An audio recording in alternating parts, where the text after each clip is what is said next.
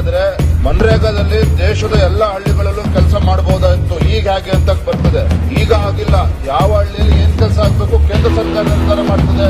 ಈ ರೀತಿ ತಪ್ಪು ಮಾಹಿತಿಗಳು ಯಾವುದೇ ತೀರ್ಮಾನ ಕೂಡ ಗ್ರಾಮ ಸಭೆಗಳಲ್ಲಿ ಗ್ರಾಮ ಪಂಚಾಯತ್ ತೀರ್ಮಾನ ಆಗ್ಬೇಕು ಅನ್ನೋದೇ ಅಲ್ಲಿ ಕೇಂದ್ರ ಸರ್ಕಾರ ಕಾಯ್ದೆಯಲ್ಲಿ ಬಂದಿರುವಂತದ್ದು. ನಾನೇನ್ ಹೇಳಕೊಟ್ಟಿದ್ದೀನಿ ಅಂತ ಹೇಳಿದ್ರೆ, ಇವತ್ತಿರ್ತಕ್ಕಂಥ ಜಾಹೀರಾತು ಸರ್ಕಾರದ ದುರುದ್ದೇಶ ಇದೆ. ಈ ಒಂದು ರೀತಿ ಅರಾಜಕತೆ ಸೃಷ್ಟಿ ಮಾಡತಕ್ಕಂಥ ಒಂದು ಜಾಹೀರಾತು ಇವತ್ತು ಈ ರೀತಿ ಒಂದು ರೀತಿ ತಪ್ಪು ಸಂದೇಶವನ್ನು ಕೊಡ್ತಕ್ಕಂಥ ಜನರನ್ನ ಎತ್ತಿ ಕಟ್ಟುವಂತ ಕೆಲಸ ರಾಜ್ಯ ಸರ್ಕಾರ ಜನರ ತೆರಿಗೆ ಹಣದಿಂದ ಈ ರೀತಿ ಫೋನ್ ಮಾಡಿ ಈ ರೀತಿ ಜಾಹೀರಾತನ್ನು ಕೊಟ್ಟಿರ್ತಕ್ಕಂಥದ್ದು ಅಕ್ಷಮ್ಯ ಅಪರಾಧ. ಎರಡನೇದಾಗಿ ಇವತ್ತೇನು ಮಹಾತ್ಮ ಗಾಂಧಿ ಬಗ್ಗೆ ಮಾತನಾಡ್ತಾ ಇದ್ದಾರೆ. ನರೇಂದ್ರ ಮೋದಿಜಿಯವರು ಅವರು ಪ್ರಧಾನಮಂತ್ರಿಗಳಾಗಿ ಕೆಂಪುಕೋಟೆಯಲ್ಲಿ ನಿಂತು ಮಾತನಾಡಬೇಕಾದ್ರೆ ದೇಶದಲ್ಲಿ ದೇವಾಲಯಗಳಿಗಿಂತ ಶೌಚಾಲಯಗಳು ಮುಖ್ಯ ಅಂತೇಳಿ ಇವತ್ತು 1.5 ಕೋಟಿ ಇಡೀ ದೇಶದಲ್ಲಿ ಶೌಚಾಲಯವನ್ನು ಕಟ್ಟುವಂತ ಕೆಲಸ ನರೇಂದ್ರ ಮೋದಿಜಿಯವರು ಮಾಡಿದ್ದಾರೆ. ಆದ್ರೆ ಇವರು ಮಹಾತ್ಮ ಗಾಂಧಿ ಅವರ ಹೆಸರು ಹೇಳಿಕೊಂಡು ಇವತ್ತು ರಾಜ್ಯದಲ್ಲಿ 500 ಮೀಟರ್ಗೆ ಮೆಡಿಕಲ್ ಶಾಪ್ ಸಿಗುತ್ತೋ ಗೊತ್ತಿಲ್ಲ, ಆದ್ರೆ ವೈನ್ ಶಾಪ್ ಅಂತೂ ಸಿಗ್ತದೆ. ಆ